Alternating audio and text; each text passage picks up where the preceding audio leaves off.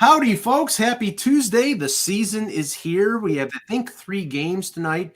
Geez, I'd like to have I'd like to make a guess on how many media members were in for the Bedard-Crosby matchup between Chicago and Pittsburgh. I think it's in Pittsburgh. Oh, no, I saw a picture. I think it was Nick Castanecca posted a picture, and it looked like more of a like Stanley Cup than it looked at. Yeah. It was ridiculous. But anyway, we'll start with the pre-show. Go ahead, Russ. So, working up Pete's alley here, I saw something this is something that annoys me about the NFL. So, right now you have Justin Jefferson from the Vikings, great receiver. He's on the IR. So, he's going to miss 4 games. I think Cousins is in the last year of his deal. They're not sure what to do. And now you hear the talk, well, why should Jefferson fight his way back and even try and come back hard? What if they're out of the playoffs? Are they going to trade him? And I'm thinking, even if you got a new quarterback, this guy is one of the 5 best receivers in the league. Why in the world would that even be a discussion? And Pete, it's just odd the way the NFL works. It's almost like, yeah, we know we got these guys and we draft them, but they're a dime a dozen. Yeah, I mean, there's no league out there that treats people as expendable or protected assets better than the NFL does. It's always surprising how they view people and what people are. And I think, Russ, you've been around media long enough that if you talk to a former NFLer, and it's not on the record how they talk about things like once you're not on the team, what your life looks like in terms of connectivity back into that league or your former team or teammates. It's a very different world. Well, I mean, we talked about it briefly yesterday, Pete. The Bills game at Tottenham Stadium in London. It wasn't Tottenham. It wasn't the owners of that stadium that wanted them to play on the turf that was as hard as supposedly as concrete. It was the NFL. The NFL doesn't give a good goddamn about the players and about there were 5 or 6 players that got hurt seriously in that game. One, Milano is out probably for the year. One of the Jacksonville offensive linemen had a knee injury. Yeah, they don't care about the players and them playing on a surface that's akin to AstroTurf from the old Astrodome. They care about how it looks. And it's like, I'm sorry, I'm a player. I'm pissed off at the league for that. That's the weird one because there are so many pitches in and around London that you can do that series on that work, and you can inspect the turf and make sure. And ironically, Mike, I hadn't heard that yet because I did miss the game. I was traveling on the weekend, and it was that early game, and I'm out on the West Coast right now. So I didn't hear that report about the turf. But what I find really interesting is football players wear a heck of a lot more equipment than soccer players do. And how come they're not complaining about it? I mean, yes, you're not getting driven into the ground necessarily, but you're doing lots of slide tackles. You're wiping out, you're landing on things. If the turf's so hard, why aren't soccer players complaining? The only thing I would say, and again, I don't watch a lot of soccer. My soccer watching is really the Wrexham series, and that's it. Yeah. But I will say this. With NFLers, with so many non-contact injuries, they're doing a lot of things that soccer players don't have to do to sort of get in position, get away from a guy. They're doing a little bit more, and I think that's part of the problem is those non-contact ones. But there's turf controversies within the NFL too. Yeah. I mean, it would seem to me that when you're talking that basically every franchise is worth $1 billion, minimum. Yeah, that you could just say the turf has to be this. Yeah, you can afford sod. I mean, it's but this is the issue. And Timothy's I'm bitter just because Milano got hurt. No, I think this is ridiculous that you've got a $2 billion stadium that has grass, but it also has the ability to roll out a turf field, and they play on the friggin' turf. Why? Yeah. So it's ridiculous. But it seems like the one injury, because I'm looking it up, I remember having this discussion with a real doctor. In kids, for Achilles injuries, football is 12%. It's not that high. Basketball is worse, tennis, whatever. But all of a sudden, you get to the NFL, and the last, I want to say 2-3 years, Achilles injuries are on the rise, and I think Yeah. it's But and you know what? But here's the other thing: you got to go back to the '80s in the NBA when sneaker tech got a lot better. oh yeah. And right, and then what did you start seeing? I forget Started who was the seeing player that put on sneakers that weren't his sneakers and got hurt. There was a famous player that did. Oh yeah. Remember that? Yes, but all through the late '80s and the '90s, as we started, as like all of a sudden, these Jordans, the Converse. I mean, no one even plays in Converse anymore, practically. No. But they all got this incredible stuff, and what they're doing is putting so much ankle support on that the tension got passed up to the knees, and you're having these knee injuries. And eventually, evolution, right? Trainers, physical training, they train so that you can resist those things. And the shoes started coming down from these extreme high tops to mid tops and stuff like Right. that because you had to find this balance. Yeah. NFL, like, there's too much money at stake in the NFL for this to be a problem. It's a fixable thing, and they have a long enough off season to fix it, and it's easy. Yeah, I don't get it. Sounds easy, but it hasn't been for them. It hasn't been done. No, I mean, we're a long way from the Redskins Broncos '87 Super Bowl where they had to put screws through the spikes because the grass conditions changed, and they've actually outlawed modifying cleats when something's gone wrong, right? But they can find a way to make it uniform, and there's always going to be players who prefer certain turf or some who prefer grass or whatever, but. If it's an issue that shouldn't be an issue. All right, let's get started here. Hello, Hockey Let's World. talk some hockey. Let's talk some hockey. Hello, Hockey World. Today is Tuesday, October 10th, 2023. Hey, I'm joining the great guys at Hockey Buzz. I'm Pete Tessier, and I still talk a little bit of hockey at Tedier on Twitter. Russ Cohen at Sportsology. And I'm Michael Agello at Mike in Buffalo, and this is the Hockey Buzzcast here on HockeyBuzz.com. And we bring Pete back out of the storage facility, should we say, to discuss the big news that happened as we were on the air yesterday, and it shocked Eck. And Pete, I'm just going to bring this up just for a minute, and won't dominate the conversation because Eck was of the opinion that Connor Hellebuyck was not as good as Carter Hart.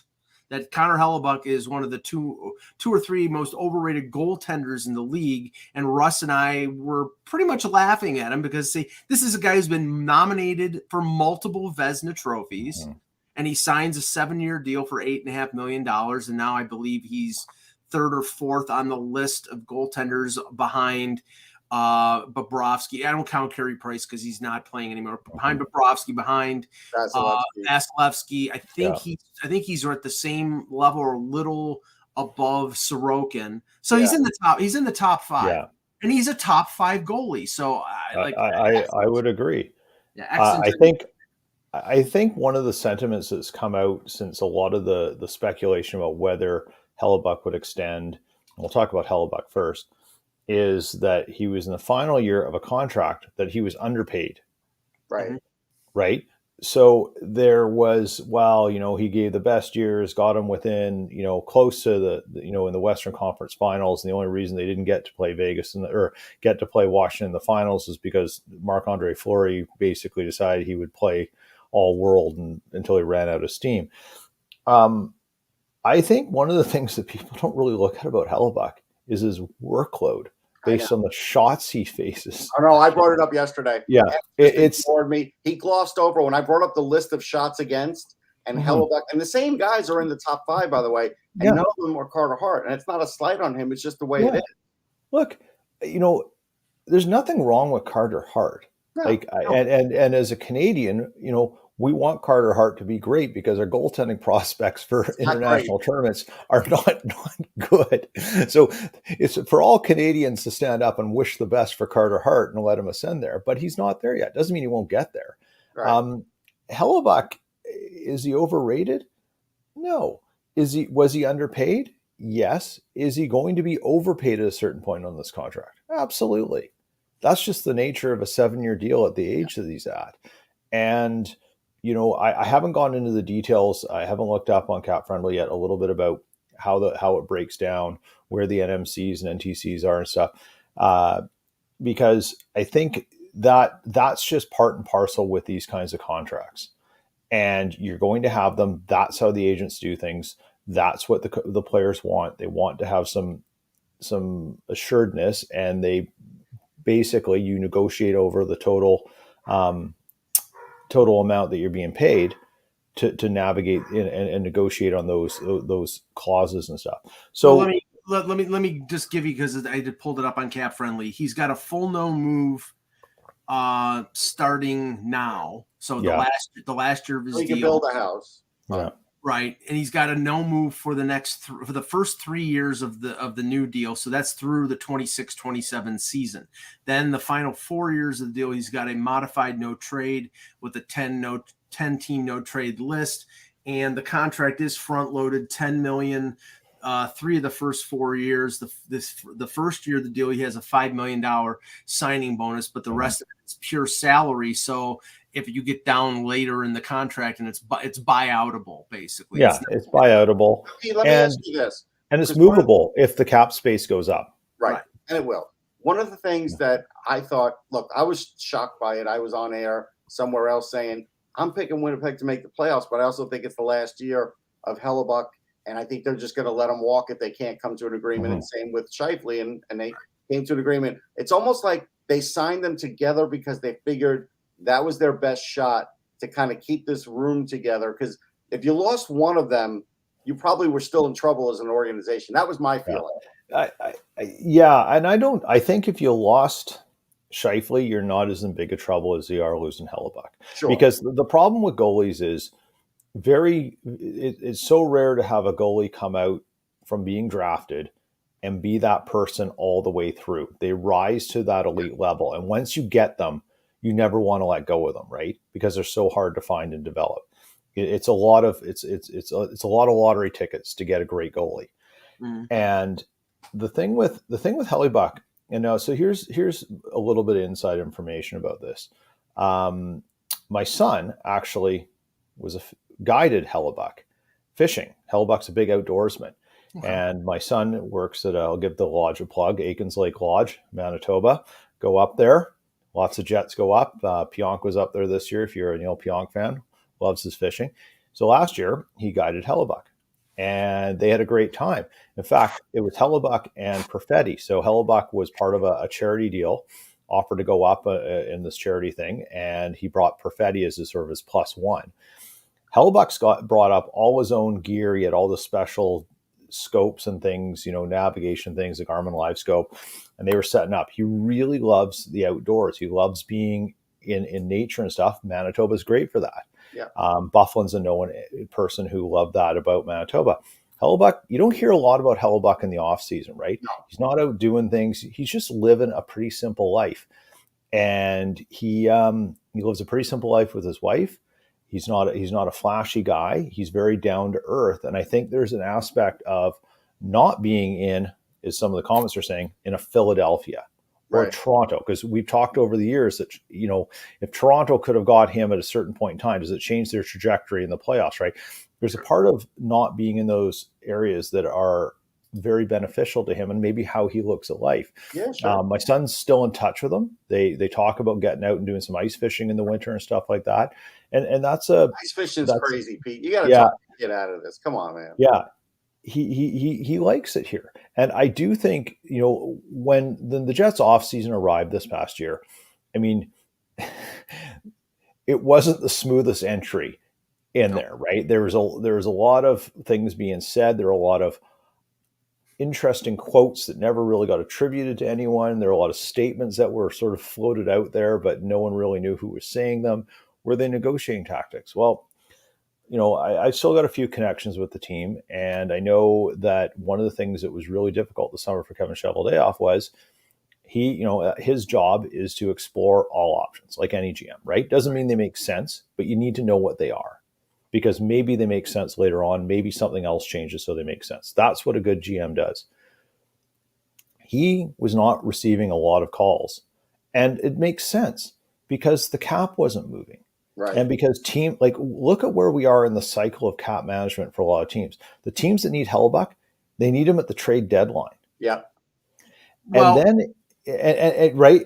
Go ahead, Mike. Well, no, just to pause on that, because one of the teams that had been widely speculated regarding Hellebuyck was Buffalo.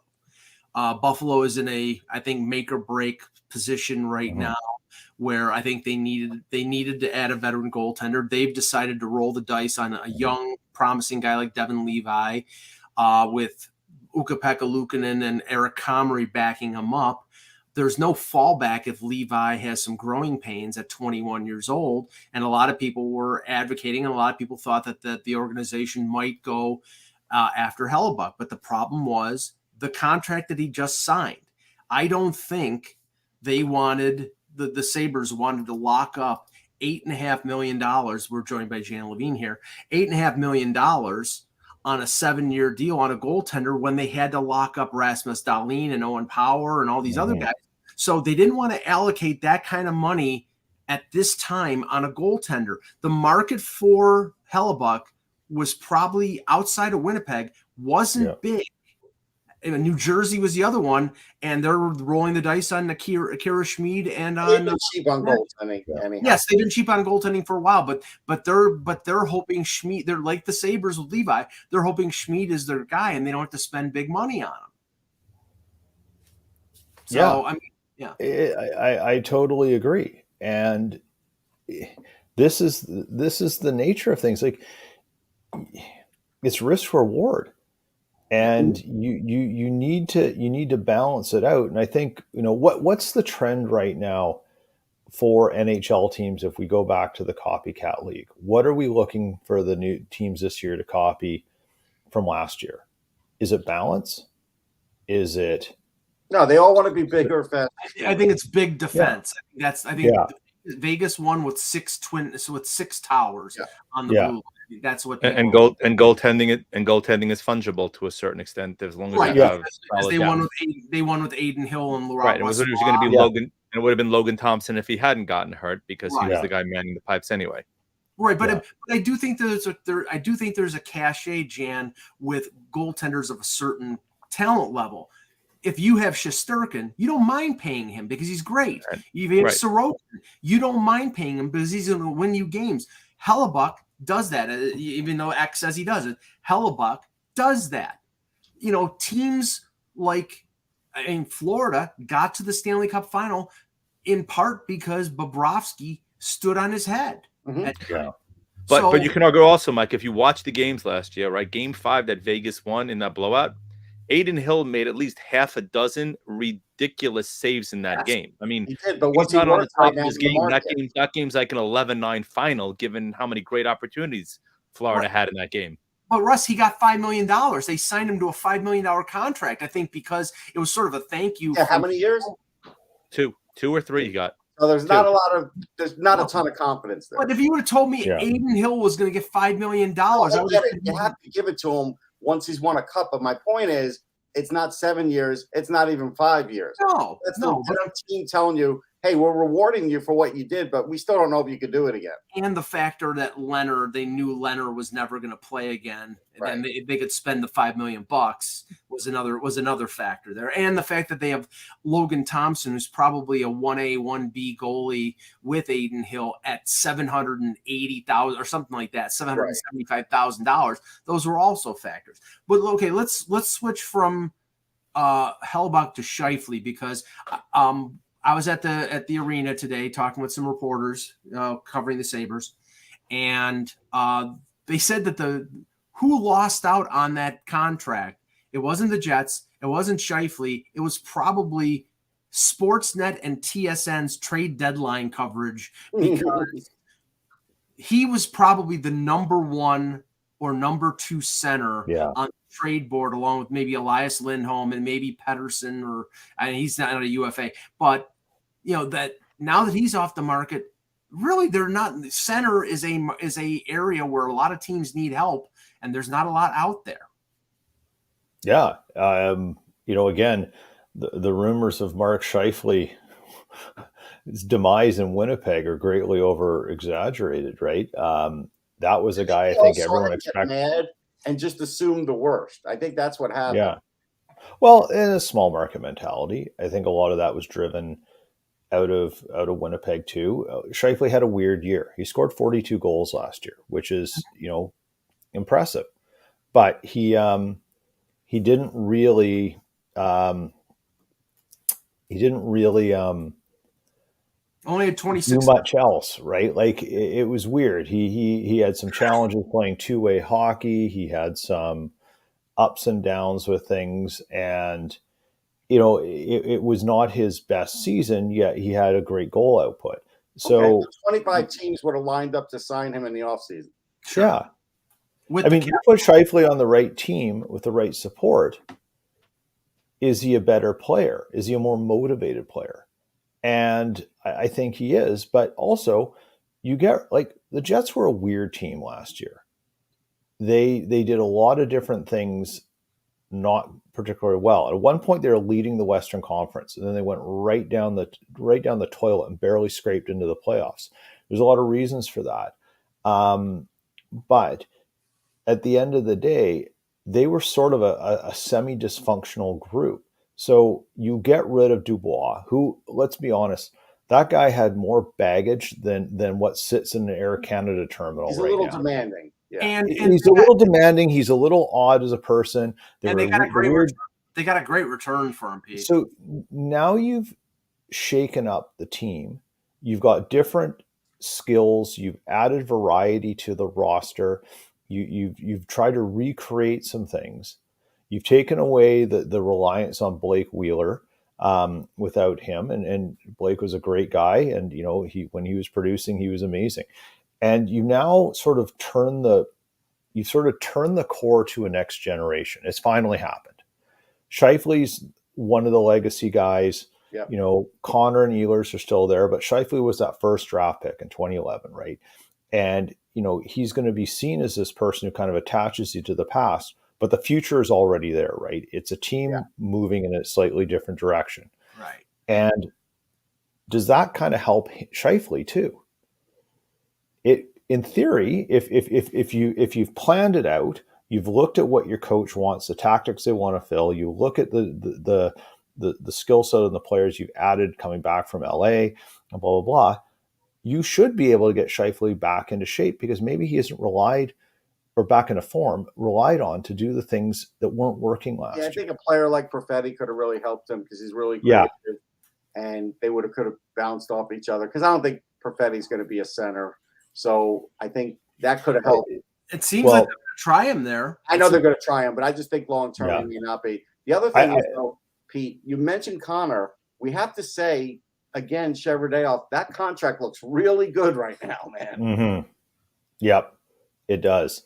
And just to your point about Perfetti and Russ doing it center, I think the guy can play center. I don't know if his body is ready for the grind. That's the problem. Equation, yes. Right. And that's what they wanted. Center, no question. Yeah, that's what they expected from Dubois. Right. And he just wasn't. It just wasn't working. Right. Yeah. So I mean, I look at the Jets, and I think now that these two players are signed, I still think they're borderline playoff, but I think they're wild card. I don't know about top three in that division, but I think they're wild card. If you look at their forwards, I mean, it'll be interesting to see what a full year Niederreiter will do. Velarde, Nemesnikov, and then also Iafallo. Like those are your key things, and of course Perfetti's health.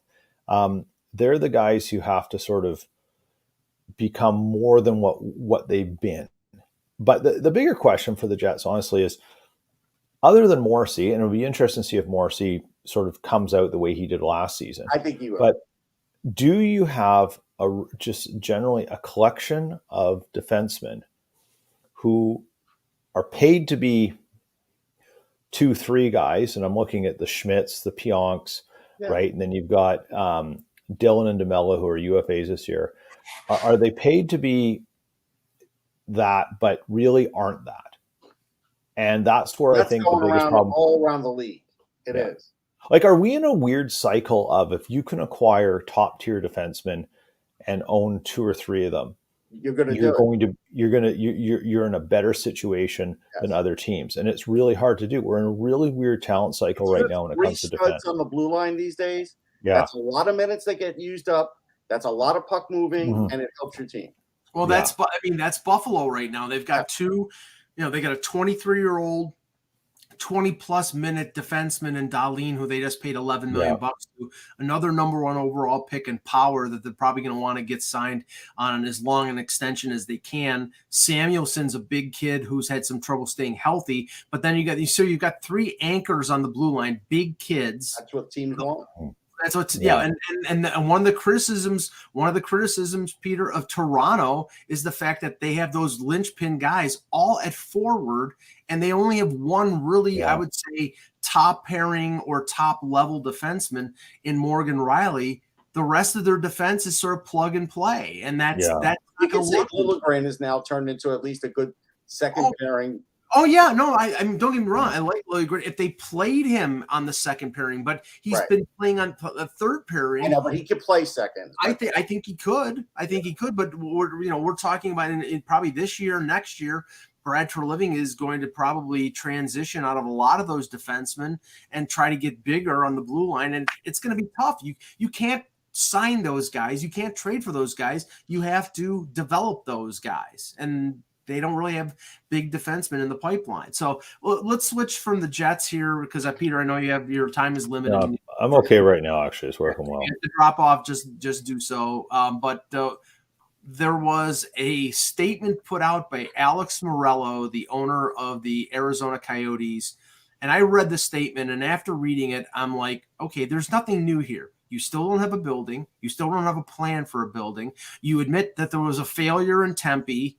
But there's no plan. It's like I don't know how much longer the NHL is going to plug their nose and look away from this absolute train wreck of a friggin' situation and keep doing it. I know, Peter, I know the reason why they want to stay in the Phoenix area, because it's a big media market and they can make money there, but you've got to have a building and you've got to be able to help your fan base and provide a fan experience.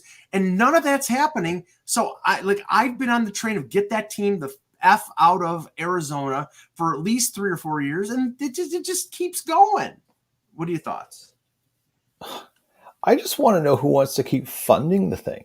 Like that's what I don't understand is what is the magic? Murillo wants to keep funding it because he wants that big thing where he gets an arena and he gets another casino and he's looking for that extra candy besides that. Yeah. But it's never, ever, ever worked. There is nothing in the past that says somehow this is going to turn a profit. You had a trucking billionaire basically nearly go bankrupt trying to do it. All these different things. He's using something that was taught a long time ago, the SWOT method. And that's sell what's available today. So in this, discussion, he's like, hey, we've got this team. And yes, Tempe, knocked us down, but we get right back up and we're going to find that new place.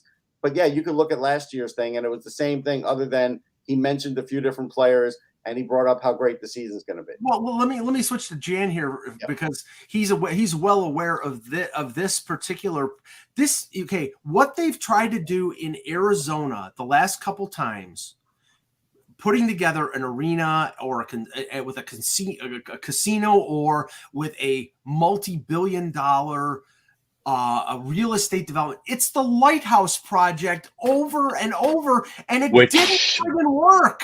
Well, I will tell you the Lighthouse Project should have worked. I will tell you the local legislators on Long Island is the ones that caused the problem. I will tell you, as a resident, they needed the project based upon the uplift of revenue that would have occurred. And there were other factors. So you can't align the two together. Look, the problem is, on the other hand, Arizona is actually building a decent team. If you look at what they've done recently to start building it, and that's what he's going to try to start selling also, is he has Cooley and he has these other Clayton Keller took a step forward, and you have Mischelli and you have other guys. They have assets now, which he's going to try to market. The problem is that going to be enough? First of all, what they moved originally was what caused the bigger issues, right? If they had stayed in their original location, you wouldn't have had all these issues. The move to Glendale is what shot this franchise in the foot. The original location was fine, The problem is I don't think they have the capacity to go back there. And basically, the local legislators there are probably tired of the boy who cried wolf of keeping to come back to them to try to get a deal done. It just never happens. Well, the most laughable line, and of course, me being the sarcastic asshole that I am, I read this line and laughed aloud when in the statement it says, "There's not a bad seat in the House." Yeah, because there's only 3,500 seats in the House. That's why. Yeah. It's ridiculous. The other thing we have to mention is, again, Pete, they're talking about how they have all this young talent and they let Ivan Prostastov go and he ends up in Colorado. Like they put him through on waivers when they knew two teams were looking for goalies on waivers and they did it. And it's like they're not so flush with talent that they could afford to do that. No. To get rid of a goalie who's younger than the guy they kept in Connor Ingram. I do have to question a lot that there was. Well, and the point with, as we said before, with goalies is you've got to go through a lot of lottery tickets to find one that develops and does things right. Like you need a stable of them, and you need to constantly be assessing, looking at them. They aren't flush enough to do that. I mean, yes, they've done some interesting moves. They're still a cap dumping ground. Yeah, I like their draft last year. There's good things, but draft in the NFL and the NHL is not draft in the NFL. It's not draft in the NBA even. It's closer to MLB, and that you need significant development plans and time to get things, and the realization takes longer. Yeah, they're going to finish near the bottom in revenue. They're going to finish near the bottom in record. So, when's all that changing? Well, it changes. It changes if the PA, which we heard last year rumblings about, the PA having problems with the accommodations for the players, with them, basically, and I don't know if they built dressing rooms in that Arizona State University arena, but they were basically dressing in like the fake black draped walls. That's a problem. These teams complain about small dressing rooms in existing buildings. These are non-existent dressing rooms in a building that seats 3,500 people. So it's a problem. And what about the privacy aspect? You can just have a person sitting outside of the recorder and say, "Here's their game plan." You're like, you got to talk to it. Like it's absolutely insane. Again, when does it actually make sense that you can't make this work?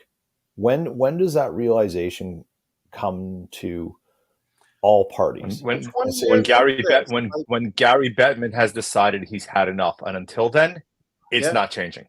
And I can't say that the NHL has exclusivity on embarrassing franchises, because we saw that last week, Jan, and with Tampa Bay with 19,000 and 20,000 19,000 people at a right. But at least they're talking about building a new arena also now. I don't care if they're talking about building a 30,000 seat stadium in St. Petersburg. 30,000. The friggin' AAA ballpark in Buffalo seats 20. Yeah. Why are they only building a 30,000 seat? I can answer Dan B. Like, why aren't the owners complaining? They're not complaining because I'm sure they know if this doesn't work out, that they're going to get a nice relocation fee cut of that in their pockets, and they're waiting on that. Well, Peter, let me ask you about this, because now, I know Bettman talked about it. I know Daly's talked about it over the last couple of weeks, and you're starting to hear, okay, Houston is refitting the Toyota Center with the power plant and the ice, the piping for ice. So they're prepping for the possibility of expansion. You hear about they're going to go back to Atlanta again because they're going to build a new building other than I don't agree with going to Atlanta because it's failed twice, and I think it'll fail. Their Twitter account's on fire, Mike. You should zippity friggin' doodah. But Houston, I don't have a problem with, because it's, I know plenty of Northeasterners that have moved down to Texas for work. Russ went to school there. It's a sprawling it's as big or bigger than Atlanta. There are a lot of snowbirds down there. Yeah. right? And the interesting thing there is, I think there's a lot of snowbirds in Phoenix. It should work. I just think you've got Houston, to me, and Texas says you have people who are more invested in the outcome of something there because they're from there, they've grown up there. Whereas to me, when you rely on areas that have a lot of transplants into them, it's harder to get traction. People linger to their old allegiances. I'll point out Vegas to you, Peter, because all those people are, for the most part, transient people, but and all of them are yes, following their opponents when they come into town. But Yeah. different environment, whole different Vegas- setup. But that's kind of Yeah, but Jan, you have to admit, Vegas had the advantage of being the first one there, and they Right. they got even the imports, even the people from Mhm. outside of Vegas. They wrapped their arms around that franchise. Remember, it happened after that mass shooting that So- you happened. had the tragedy that happened there that Yeah. unfortunately galvanized the community together, and they ended up being a big part of that. Yes. Yeah. Well, I will say this. I mean, we got to give Bleacher Report credit because they had the report a couple days ago that said that the Toyota Center in Houston's undergoing $30 million in renovation and getting the ice chillers. Why are they doing that? Yeah. Well, Yeah. it's good business, a good business investment. But to your point about Vegas, I hear John, ice skating's big this time of year down, Russ. That's why. Hey, the Galleria is a mall there. They have an ice Yeah. skating rink. It's open all year long. Yeah. So they should just go there. Yeah. But here's the thing about Vegas. If the Raiders had gone there, and assuming the A's are going to make it there too, and then the NHL tried, Yes. it fails. Right. They had Exactly. to be first, right? They And had to be first. And it's a success in Seattle, even though the Seahawks are there, and even though the soccer team is there. But because the Supersonics are not there, and basketball may go back to Seattle, and it'll be successful there. But because the Kraken went back first, and they got the building refurbished, that was their advantage. That's the model that they have to follow. The only thing about Houston is, Houston's got the Rockets, they've got the Astros, they've got the Texans. In Atlanta, they're going to be fourth in the food chain. Yeah. So that's where I'm a little skeptical on those. Yeah. I mean, I will say this. I was more than wrong about Seattle. I was so wrong. I can't even see where right was about that. I never thought Seattle would do this. That's true. Yeah, I never thought it would take off the way it did. I was tougher on Vegas than Seattle. I liked Seattle. Vegas, I was tough on, and then I eventually turned around on that. Well, remember, them having the kind of year they had that first year also made a massive difference, right? Because the team originally was competitive when everybody thought that McPhee had done a horrific job during the draft, and it turns out he did a great job, right? And look, Foley had said 6 years, and he was right. So he didn't leave Washington because he was bad. McPhee's always done a good job. I've chatted with him many times over the years. He's a very down-to-earth, smart guy, but he talks to everybody, and he gets a lot of things done, and he can get trades done. Just a couple things before we go here. A little surprising that Anaheim claimed Ross Johnston off of waivers from the Islanders. Not because, we know Anaheim, they've been focused on getting tougher because they have a lot of young skill guys. So they added Gudis, they added Killorn. Now they've picked up Johnston on waivers. The funny thing was, Jan, he has 3 years left at $1.1 million. So this is not like a guy's got a year left of the contract. This is, guy's got 3. This is like picking up Nick Delorier on waivers because he's got term on his deal. Yeah, but I mean, remember, the cap is going to rise next year. The minimum figure to probably send a guy down is probably going to be 1.1 mil next year because it's about 860 right now. So you're not talking about a big impact. And as you said, I don't know what happened to Mike in the background there. I don't know what's going on. I'm not doing that. There's fireworks at the Jello house. I think either Eck is doing that or somebody hacked into our StreamYard. But I said, with Zegras and Carlson and McTavish there, right? Johnson provides some protection in the lineup for them, and Killorn is out right now with an injury. So don't worry, they'll trade Johnston for Oliver Wahlstrom in a week. That's the deal here. Oh, jeez. but it you Well, know, that'll fit the Lamorello style. It would. I'm He's just stashing them there. I'm still stunned. Somebody's got to about get a those screen. Somebody's got to get a screenshot of Michael's thing today later on YouTube and send it out to everybody. I'm gonna. Somebody will. I will. I'll just That was pause it. fantastic. It's it's like the gif of the guy going like when the like head that's me. It's like all that stuff is going on. But no, okay. So tonight 3 games on the dock. We've got the opener of. Oh no! Jan just took himself off the screen. 3 games. Tampa Bay. I'm here. No, I thought we were waiting for the. I had too much fireworks, but basically, no. Sorry, only you have that. Sorry, that's limited to you. I'd like to know how that happened. But the opening game is Nashville, Tampa Bay, which that just screams excitement. Not a lot of people are watching that. We got to watch the 2 months of the Johansson era begin tonight, right? With Vasilevsky out. Yeah. Well, that is the thing that was stunning. I'll just touch on that for a second. There were a few goaltenders, including Martin Jones, that had a relatively low contract. I don't think the $100,000 bonus was a factor here. I think it was the fact that Tampa wanted to sign Austin Watson, and they're going to roll the dice on Jonas Johansson and Matt Tompkins for a week or two, and then see.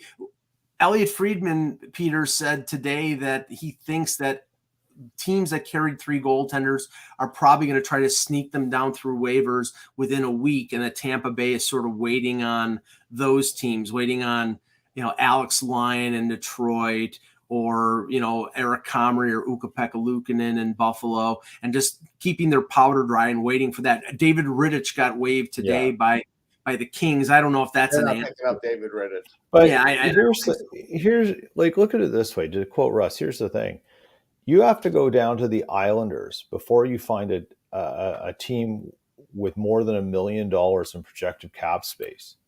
So it's a pretty good gamble to let those guys just kind of see if you can push them through, because chances are no one wants to take it on. They don't have the room. I mean, it's not. The Flyers calling with Sandstrom, but they have a game Thursday at some point. They're gonna probably send them through. Yeah, and who needs to pick that up? I mean, you're now looking at you got to get all the way down to, say, the Sharks, or the Hurricanes, who have about $2.5 million in projected cap space, that is, right? And do they want to eat that all up? It's it's good for the waiver wire business if you got to sneak people through, given the way things are. Well, yeah, and a couple players on waivers today that, I mean, the Leafs waived Bobby McMahon, a kid that they had scored 20 goals in the AHL last year. He's only 27 years old. I think they're risking him getting claimed by somebody. Somebody may want him for their AHL team. Yeah. Well, no, they can't get him down to the AHL. No, for their AHL team, not the. Yeah. Someone who claim for their AHL team. Yeah. Right. I mean, I'll just say this. If somebody claims him from Toronto and they have to keep him on the NHL roster, and then they try to send him down to the AHL, the Leafs will just reclaim him. They want him. They like him. Oh, you think, but you never know. Well, like what happened with Lassie Thompson. That's nobody other than Ottawa put a claim in, which I think was like sort of a wink, wink, nudge, nudge. Yeah, that was a wink, wink thing. That was everybody being complicit. But I don't know about McMahon if they're going to go to great lengths to pick him back up.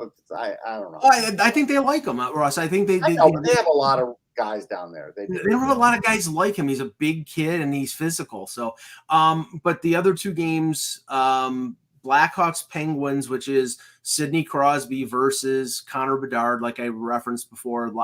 Tons of media in Pittsburgh for that. I mean, okay, it's a matchup between a non-playoff team and the 32nd place team in the league, but because of the star power and what they expect of Bedard and the star power of Crosby, I understand the excitement. I'll watch. I want to see what Bedard looks like. This is a big win for the league. I mean, even ESPN today on First Take had Subban on talking about hockey, which is probably the first time they've done that in 2-3 years. Wait, they had Bedard on the Pat McAfee show. I think he actually wore a T-shirt. Yeah, Yeah. that's what I'm saying. McAfee had a he wore a Penguins T-shirt on. sleeveless shirt. Yeah. I saw it because I turned it off because I don't like Pat McAfee. But the point is, this is great. This is great for the league. Hype him as much as you can because I think he'll do well enough that there's not going to be a problem. But I do think this is good. Like, this is what you want as a hockey fan. You want a guy to come in like this, looking like a Crosby and saying, yeah, you know what? This is great. You know, McDavid, same thing. But I think that right now, Bedard is getting more press and is more popular than any of those other guys you can mention, McDavid included, when they first broke in. Peter, what they need is they need Connor Bedard to date Taylor Swift, so that'll get a lot of attention. I think Connor Bedard's got better taste. So let's because I don't think he needs to. I don't think he's a boring Canadian hockey kid. He doesn't need that kind. That's not shot Taylor Swift. Interesting enough. And with a bunch of other friends, we had a really interesting chat about Taylor Swift because obviously you can't go anywhere right now without the NFL capitalizing on Taylor Swift. It's a bit of a segue here.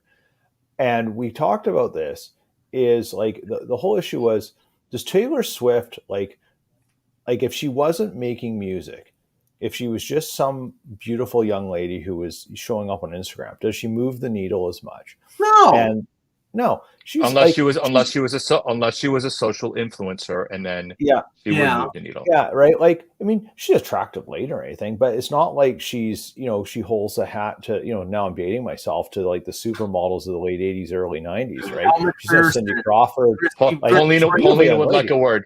Paulina would like a word. Stephanie. I'll go with that one too, Jan. Stephanie Glasses. That's my recommendation. Who's Ed Burns' wife? Chrissy Turlington. Chrissy Turlington. Yes. Yeah. Who never got out of bed for less than $10,000 a day? What would that be now? 100,000 a day. Yeah. But you know what? Like Connor Bedard, he's going to be another. He's going to be amazing on the ice. Hopefully, he's got a little more personality off the ice. Like, because Connor McDavid sure as heck doesn't. Connor McDavid does not have the greatest personality. David makes Bland look exciting. Yeah. I just don't even like Connor McDavid is an amazing talent. Like, let's he's generational. He's insanely fast and stuff. But I don't care for the guy because he's just. He makes Bland look exciting. Yeah, he's not gonna grow the game based upon his personality, and that's kind of what the league needs, right? You can say what you want about Zegras. Zegras clearly, from everything he's done, has a personality. You may not like him, but he's got a personality.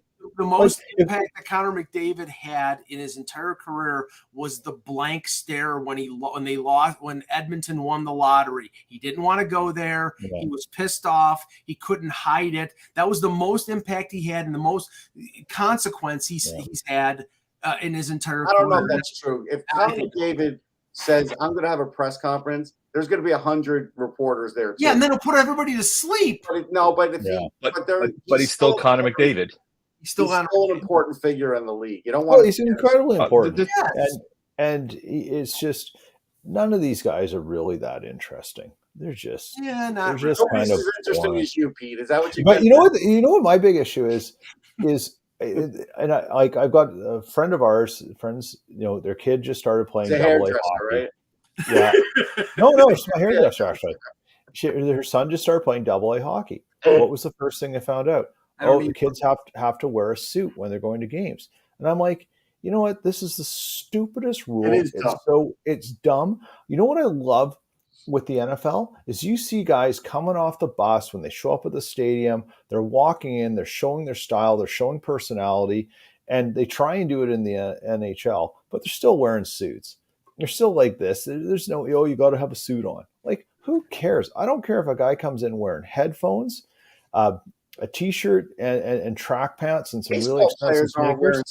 So Peter Tessier is going to be mirroring Joe. You're going to mirror Joe Burrow. Peter, is that what you're going? You're going for the Joe Burrow look now? Like I just want them to be entertaining, and play well on the whatever surface they're on. Go in a tracksuit for all I care. But exactly. Be a vendor. That's the coaches. That's the coaches in the NBA now, Russ. Yeah. But face it, most hockey players are boring. So I don't think They they're are. going It's to the nature of the sport. Their It's the nature of personalities- how the game works. That's just kind of how it is. Their personality is beaten out of them at the age of 11. Yes. It starts There's so some truth to early. that. It starts so early. You got to comply. You got to do this. Like, if Connor McDavid wanted to win everyone over in the NHL right now, he'd show up at practice, the pregame skate with rainbow tape on. That's a hell of a statement. I can't deny Pete, honestly, Pete, somebody will. I will go on record right now. Somebody will, and God, I hope they do. Because the ruling is the stupidest thing known to mankind. They'll be told to leave the ice immediately. Yeah, that's the thing. Okay. And by the way, Mike, if they do that, the public pushback, if that happens, will be far-reaching. You can, and we have to end the show here, but you can agree with what the NHL has ruled. You cannot agree with it. A lot of people have differing opinions. The thing is that clearly they want to avoid this thing from last year, the Provorov thing, the Reimer thing. They want to avoid the issue. So they're like, you know what? Have all these Pride nights and this night and military night and everything.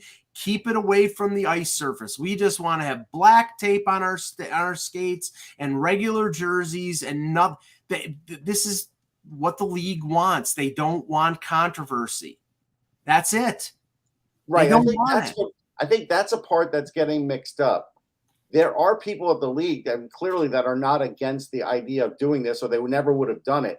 They're against the controversy. And I think people are looking at the league like they're against this. They're not against this. Yeah, they're not against that. But hold on, you can mandate against having the event to avoid the controversy, and we can have lots of arguments of whether or not that's the right way to go. To mandate against players expressing themselves in the manner in which they want to, as long as it's not a mandated event, that's where they went a step too far. Well, there's a difference between the two. Well explained, John. Well explained. Yeah, we'll leave it there because I can't explain that any better than that. So, all right. Thank you, Peter, for joining the show. Thanks, Jan, for dropping in. We'll be back tomorrow with the opening of the rest of the regular season. For Jan Levine, for Pete Tessier, for Russ Cohen, I'm Michael Agello. Thank you for watching, and remember, without the buzz, it's just hockey. No fireworks.